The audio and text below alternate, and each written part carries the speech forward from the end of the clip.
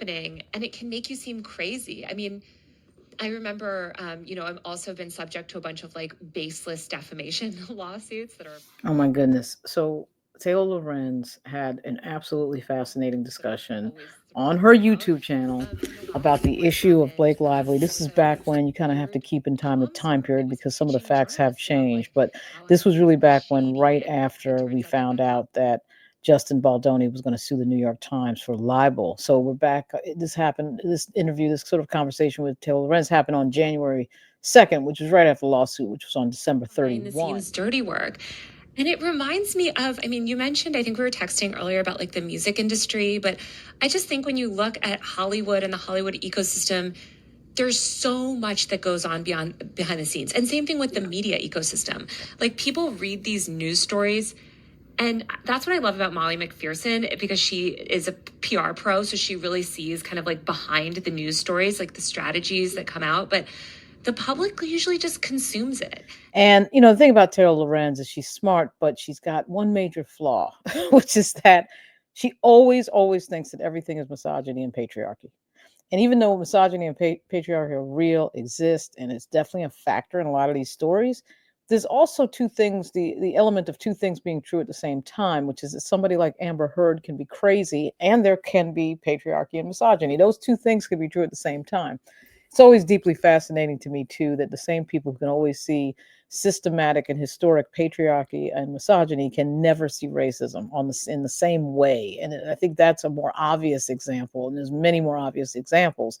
And yet somehow when it's Fannie Willis or Vice President Kamala Harris or somebody like that, Taylor Lorenz and the gang don't say anything. So it's always it's always incredible to me that that's the case. But at any rate, the discussion really is about crisis comms, about image making, about the sort of magic invisible hand in the background of PR, as she sort of puts it, with regard to PR firms and reputation management firms in the background who sometimes manage the press. But when it's all said and done, what it really is about is who influences reporters, who talks to them for stories, who pushes stories, and who pitches reporters' stories. And that's a lot of different people. Sometimes it's members of Congress and their offices. Sometimes it is crisis management firms. Sometimes, and I think most of the time, it's PR firms. And sometimes it's people who have, in the world that I come out of, political motives to destroy somebody and get a political result. We have seen that over and over and over again. And Taylor Lorenz, as smart as she really should read the Jane Mayer piece on Al Franken that was in the New Yorker, believe back in 2019 or 2020, in which you can see the connection between the political motivations and what happened to Al Franken.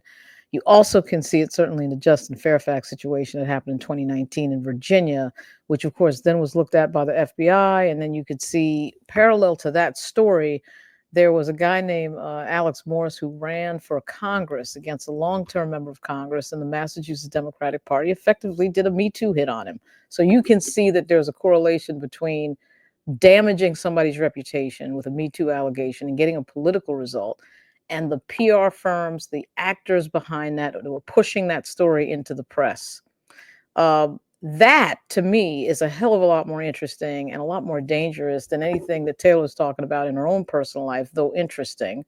When you're trying to unseat people from office and try to get them to resign, and what is kind of related to extortion, because you're trying to effectively say to somebody, in the case of Justin Fairfax, this is basically what happened. You resign your office by 5 o'clock, or we're going to accuse you of a sex crime. I mean, that's getting into election interference and upending and undoing elections. And Taylor Lorenz is sitting up here talking about Blake Lively like she's some big, victim of something.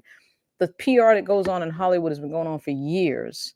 And I think Taylor needs to understand that it is true that two things can be true at the same time, which is that, somebody like Blake Lively can be a not so great person, and there could be actors behind there pushing out the information that she's not such a great person.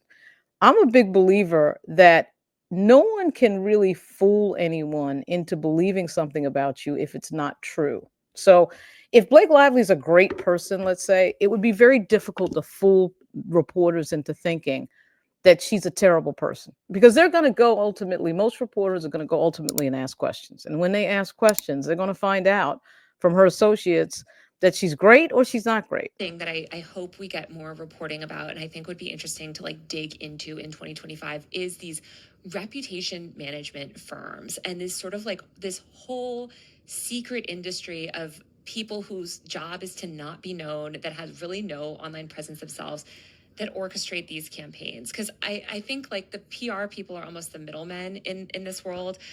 And I've dealt with these people myself. This last amended complaint, which the interview that's in this video does not know anything about, so you have to consider those statements by Taylor Lorenz were like weeks ago, before the amended complaint that happened this week. You'll notice that there's sort of an allusion in there about other women complaining about Justin Baldoni, and I can tell you, as somebody who's done some crisis management, that comes up every single time that the folks who are accusing somebody of sexual assault, sexual harassment, or whatever it may be, it's typically sexual harassment, they always claim that there's other people out there. I would caution people, wait until the evidence comes in, wait until the depositions happen, wait until you see actual people, because it is in the playbook that they will say every single time that there's other people out there. And a lot of times those mysterious other people that are supposed to be out there, that are going to back up, in this case, Blake Lively's story, never actually appear. So it is interesting to see that. When I saw that in the amended complaint, I thought, there it goes. The mysterious people who haven't shown up yet, that should have shown up by now. Let's see if they actually show up. We'll see. Maybe they will, maybe they won't. Because one of the problems with Blake Lively's story, quite frankly, is that she apparently is the only person so far that we've heard of in the public so far complaining about Justin Baldoni. And that is a problem for her story. It's not that you need to have 20 people backing you up, but it is interesting when you have a situation like this and two individuals who have dealt with so many people in their line of work, and she's the only person complaining about him.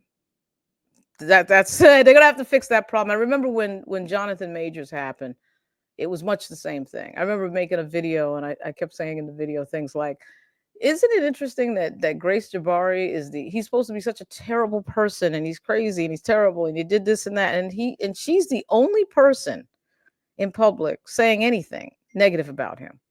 At some point that becomes suspicious, because it's just, if he's so terrible, wouldn't there be an endless line of people saying the same thing? And this was something that came up in the Amber Heard case, because Johnny Depp was known as a very nice guy. He is known as a very nice guy. So this idea that he was just crazy with one person was hard to believe. But I know that, certainly Taylor, I can't speak for her, but she might say that, well, it's misogyny and patriarchy, that women need to be backed up by 3 or 4 different people. I would actually agree with that. You really shouldn't need to be backed up by 3 or 4 people to be believed about something. We certainly don't hold that standard for men. They can come out and say something once and only be the singular person saying it, and everybody's cool with that. So I get that. I get that there's double standards, certainly for women. There's no doubt about it. And believe me, when you're Black, you realize, you see a double standard, you know what it looks like. But again, that was not a horse to ride. Amber Heard was not a particularly good horse to ride, because when you looked at the facts of that case, which is something they always seem to not want to do, Kat Tenbarge, Taylor Lorenz, they don't want to look at the facts of the case. When somebody throws a bottle at somebody's head and that person puts their hand up in defense and the tip of their finger gets clipped off, is what happened with Johnny Depp, that ain't cool. And it's not to say that Johnny was so right or anything, but that wasn't cool. So it's interesting, how there is almost a sort of a tendency to think that, okay, if it's a woman involved, then there's no way that that we should ever be able to criticize that person. But it just doesn't work that way. You got to go by the facts. You really have to go by the facts.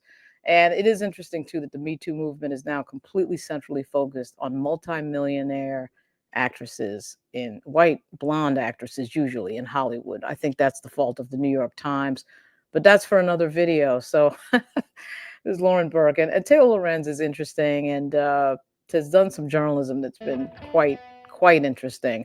And it's interesting too to watch the fact that her and Kat Tenbarge are on their own now, probably much better off than they'll ever be sitting up at the Washington Post or NBC News. This is Lauren Burke. I'll be back soon.